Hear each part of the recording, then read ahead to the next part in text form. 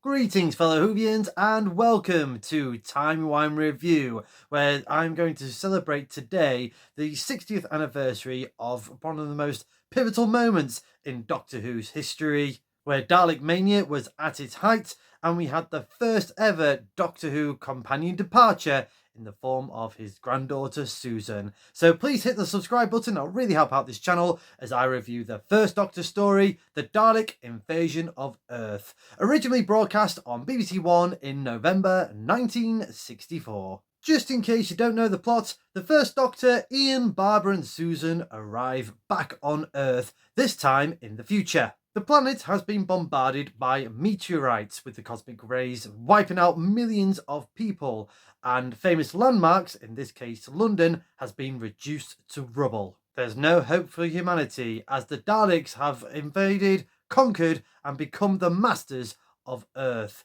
and now the Doctor and companions have joined forces with whatever rebellion is left to save the planet. There is a lot of dark moments and tones to this story, which I feel is basically Terry Nation at its best, with all these dark undertone themes of just despair on this planet. You've got signs saying it's forbidden to dump bodies into the river. We've got a human that's been enslaved and turned into a Roboman committing suicide, going face first into this river. The undertones as well of basically London under World War II, or very, very close similarities to the Second World War, with the Daleks doing Nazi salutes around famous London locations. The Daleks broadcasting over radio waves, which I think also happened as well in Britain when the Nazis were broadcasting over the radio waves of basically surrender to us, and Daleks doing the same. And I like the little sort of wink and nod when it was Stolen Earth, with the line of the males, the females, and the descendants. Obviously, taking that line from this story, the Dalek Invasion of Earth. And also just capturing that imagination of what you would do in that situation, because obviously we've got our heroes and we've got our anti-heroes in form of Black Marketeers, just basically out for themselves, and also people just in that grey area, like particularly the two women in the woods that basically Jenny and Barbara was kind of stuck in, as I was later on in the story. And there was a moment where basically the women snuck off and told the Daleks that we've got some people here that you might be interested in. And obviously not Ian, Barbara and Jenny gets captured, and the reward for the women was more food. And yeah, it's just that sort of moral dilemma. What would you do in that scenario? You should let me know in the comments below where you would be in this horrible dystopian future. Whichever side of the coin you look at, they are just great character portrayals and performances, and they just are very memorable characters that you don't see again in Doctor Who, but instantly you are sort of drawn to them in terms of just that despair that they're in. It's very, again, it's very sort of that human connection that just works very well and quite quickly in the story. You've got Dorman, the scientist who's stuck in a wheelchair, trying to create these bombs to defeat the Daleks with. Then you have like the young action person in the form of David, who's just again, there's all these sort of peers, and he's just trying to survive, trying to fight for his last breath. Not sort of like a ask punch first, ask questions later, but definitely putting on a brave face, I would say, and trying to sort of do what's right. Then on the other side you have Craddock, who is a black marketeer, just out for himself, sending people out of the Dalek labor camps, and find them sort of safety, or back and forth, or going into the mine as well. And he's just profiteering on that with any sort of gold or precious metals, and also sort of sneaking in food for all the humans that have been enslaved in the labor camps. So yeah, it's yeah, you sort of want to go boo, but again, it just gets you thinking, what would you do in that scenario? And in amongst that is our main four quartet heroes: the Doctor, Ian, Barbara, and Susan, having to quickly sort of learn of their surroundings, adapt to survive. So, and I like that they were all kind of split off into their own little sort of segments of things to do. It works quite well for this 6-part story. You have Ian doing quite a lot of this sort of heavy lifting action as he's been sort of transported to the mining location in Bedfordshire. By sort of getting himself snuck aboard the Dalek ship. So you have all that kind of things going off and befriending some of the labour workers. And I think there was another one called David in terms of the characters that you sort of um, learn to love very quickly, or at least pity or feel sorry for, or just have that connection with. So there was a scene where this character was talking to his brother, who has been converted into a robot man, and trying to save him, but having to just scuffle and basically kill him, and sacrificing himself at the same time. And it is just, it's brutal. It's brutal. This story can be brutal at times. But also you have Ian having to witness all this, and again just adapting very quickly, having to take on Craddock and also take on the Slither, which doesn't quite work. So yeah, the Daleks have a pet called a Slither, which is kind of like just this big green guy in a cloth type of thing, and his claw arm, a bit like that, I think. And yeah, I think it was like the weird sort of noises that go with it. It was just, yeah, it was a little bit too ambitious for this story. Jacqueline Hill as Barbara, again, you have that whole, that connection of, the last time that she saw Earth, or at least a modern looking Earth, was when she was a school teacher and then was whisked away in this wonderful, crazy adventure. Now to come back and seeing her beloved planet and London being destroyed and enslaved by the Daleks, yeah, you definitely feel her fear factor, specifically when obviously Barbara was the one of the first to encounter the Daleks in that wonderful cliffhanger from the Daleks, what was last year. So yeah, just to sort of bring in that fear factor, and I feel like her character kind of went full circle with the Daleks to a certain degree in this story.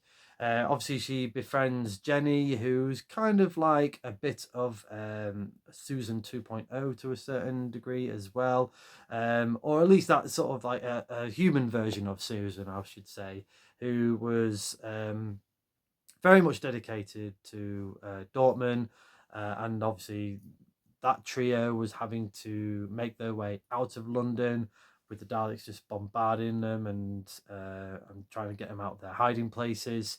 And Jenny and Barbara sort of just having this survival sort of or dealing with their own sort of survival of this.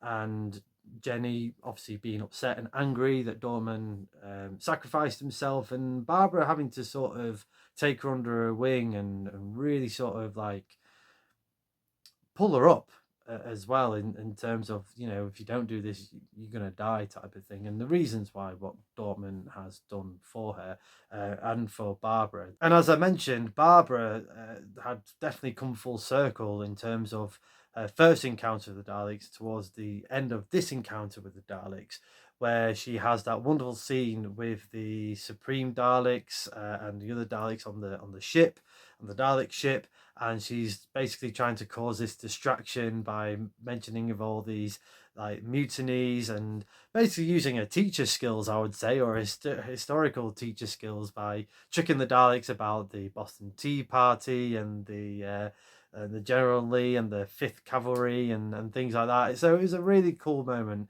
for Barbara. So I would say that Ian, Barbara, and the rest of those characters that I mentioned did quite a lot of the heavy lifting in terms of this particular story. But before I get into the Doctor and Susan, I just wanted to sort of delve on the Daleks as well, because like I said, this is pretty much the height of Dalek mania. Makes sense that they come back for a sequel, and yeah, definitely the right choice to go for a sequel of a Daleks invading of Earth and just interacting with all the different locations around London and all the different was it Westminster Bridge that they go across and going around like Trafalgar Square. That wonderful cliffhanger of the Dalek coming out of the river. I feel like that one was done better than the movie version, Dalek Invasion Earth 2150 AD. Yeah, if I had to compare the two, I would definitely go for the cliffhanger at the end of Dalek Invasion of Earth with the Dalek coming out of the river. Yeah, there was a little bit the story where it got a bit too ambitious for him, because you kind of had some really sort of strong dark moments in the first sort of 2 or 3 episodes. Obviously with the Daleks going around London, that great scene off camera where David is cuddling Susan, because all you can hear is basically this human. Again, one of the rebellions who's only just literally left David and Susan be approached by a Dalek, and he's just basically crumbled and said, "You killed my wife," and the Dalek just exterminates him. So yeah, he's basically maniacal Daleks at their best. But towards sort of the middle end of the story, they don't have that much to do, and then it just kind of goes into a rebellion at the end of part 6. So I feel like the Daleks started off strong, but maybe just towards the end just kind of got lost in the shuffle of this story. And you could argue that maybe even the first Doctor, William Hartnell, got a little bit lost in this story, because there's just so many characters being built up and created for this story that there wasn't really much for the first Doctor to have done. He's just kind of there sort of witnessing it at that point, but obviously being part of this struggle and rebellion. I know obviously William Hartnell was taking a bit of a break for his holidays as well, so I think he was out of episodes 3 and 4 or somewhere in the middle of this story. But not that William Hartnell didn't give it his all or anything like that. It wasn't a phoned in performance or by any stretch of the imagination. I would say, like I said, it's more the beginning and the end of this story. This where you see William Hartnell's time to shine. Some of the quiet sort of contemplative moments with William Hartnell's Doctor, particularly in this story, was it is still he is still the jewel in the crown. He is the glue of Doctor Who. And yeah, I particularly like the scenes with him talking to David, and sort of and his sort of ideas of what to do and how to sort of carry on with their sort of plans of saving the earth, and him sort of the Doctor sort of taking a step back and just kind of watching the relationship between David and Susan coming to the forefront. um Particularly, really, it's when we think of William Hartnell and the moments of him fluffing his lines and things like that, sometimes that gets kind of overshadowed with some of the greater performances that William Hartnell has done. And I think those scenes, and particularly the final scene with Susan, is definitely one of William Hartnell's top 10 or top 5 performances. That leads us to Susan, Carol Ann Ford. This is one where we see Susan grow into a young woman. I don't think it was totally executed. I think because of all the previous stories, we're treating Susan sort of 16 going on 12, with all the screeching and screaming and all that kind of stuff, and being like a bit of a damsel in distress. And again, that's not on Carol Ann Ford's performances. That was kind of what was her remit and what she was told to do, and she did it brilliantly. But in terms of sort of like Susan's character arc, yeah, it kind of just had to really fast forward and grow, make her grow up, particularly with the love story or the love scene that we're having with Susan and David. But when we get to that moment, again, great performance from Caroline Ford. The moment of Susan just in this moral dilemma of what to do. Obviously, she loves David, wants to stay with him, but also wants to look after her beloved grandfather. And we get to that iconic moment in Doctor Who history with the departure of the very first companion, Susan, and that scene with Susan outside and the Doctor in the TARDIS. Ian and Barbara knows exactly what's going on, and the Doctor locking Susan out, and basically letting her live her life on Earth with David and finding those roots.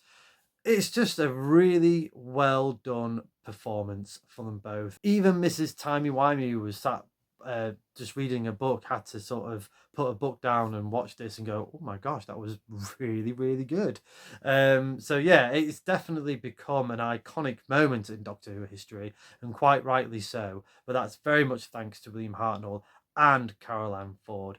And if anything, it's yearning me more Rusty Davis, whichever showrunner. We definitely need Caroline Ford back in Doctor Who for one more go, one more time, one more appearance, because she definitely deserves it. I know she had that little cameo appearance in The Five Doctors and in Dimensions in Time, but no, we need one more. I think there should have been multiple times in Doctor Who over the last 60 years where Caroline Ford could have come back as Susan for that appearance. I think particularly Wild Blue Yonder, they really missed a trick not inviting Caroline Ford back, because I would have incorporated her in the scene where the Doctor's doppelganger. I would have just done the alien a bit more sort of intelligent, where it reads all of the mind of the Doctors, and you could have had cameo appearances of past companions who can basically berate the Doctor and do a character assassination of the Doctor. And Susan would have been great in that. A modern, Susan as she is now, Caroline Ford as she is now, doing that a great sort of monologue or a duologue with David Tennant's Doctor at the time about being abandoned and leaving me and all that kind of stuff, and never sort of coming back for me. That type of thing still could happen. Still could happen with Ncuti Gatwa's 15th Doctor. But yeah, definitely need Caroline Ford one more time in Doctor Who. Yes, please. I'm going to give the Dalek Invasion of Earth a TARDIS rating of 7 out of 10. I'm not going to lie, I've seen this story quite a few times, but I've probably seen Dalek Invasion Earth 2150 AD a lot more. And I was going into this maybe just possibly writing this story off a bit, saving the beginning and the end. But actually, it caught me by surprise having rewatched it again. There was definitely some great elements in this story, which, I wouldn't ignore. Definitely worth checking out.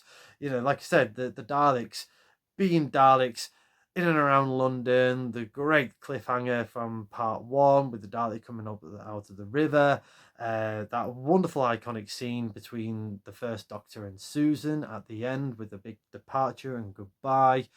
This was the first Doctor Who story to have been filmed on location, and it definitely shows, I think, this story, what they can do with Doctor Who, given very little budget to work with. And yeah, like I said, it's mind boggles that it's the very first filming location to have ever happened in Doctor Who. First one to be in a quarry as well. And yeah, like I said, there was definitely some over ambitious moments in this story, like with the slither and that moment where Ian falls down the mine shaft.